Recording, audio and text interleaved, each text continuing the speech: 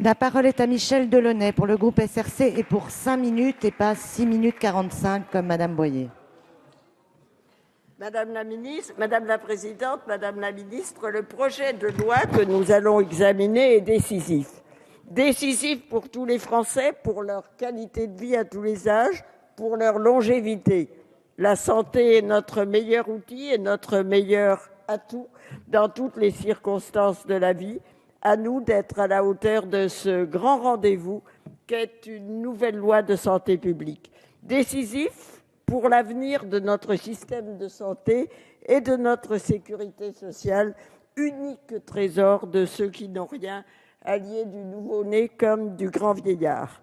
Nous ne pourrons assumer le coût de ce formidable cadeau qu'est la longévité, de même que le coût des remarquables progrès technologiques et thérapeutiques que connaît la médecine, en particulier dans le domaine du cancer, qu'en réduisant les maladies évitables et leurs coûts sanitaires et sociaux, ceci au prix d'une politique de prévention ferme, convaincue pour pouvoir être convaincante, et en affichant des objectifs forts, posés comme absolus, comme celui de la sortie du tabac en 2030. Je rêve de voir proposer à notre ambition, comme à celle de l'Europe, une sorte de CAC 40 de la santé sociale. Pourcentage de fumeurs, taux de mortalité prématurée, taux de couverture vaccinale, taux de suicide, pourcentage d'abandon de soins. L'objectif de voir réduit chacun de ces indicateurs est atteignable.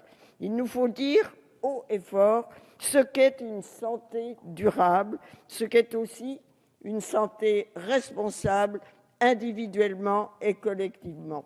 Il nous faut affirmer que l'écologie humaine, dont l'axe principal est la réduction drastique des maladies évitables, qui sont presque toutes des maladies comportementales, compte pour nous davantage encore que la protection de l'ours des Pyrénées ou de l'angélique des ruisseaux.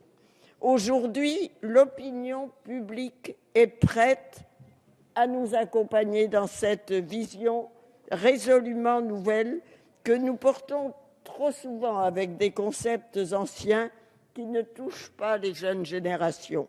Les leaders d'opinion ne sont plus ce qu'ils étaient il y a 50 ans.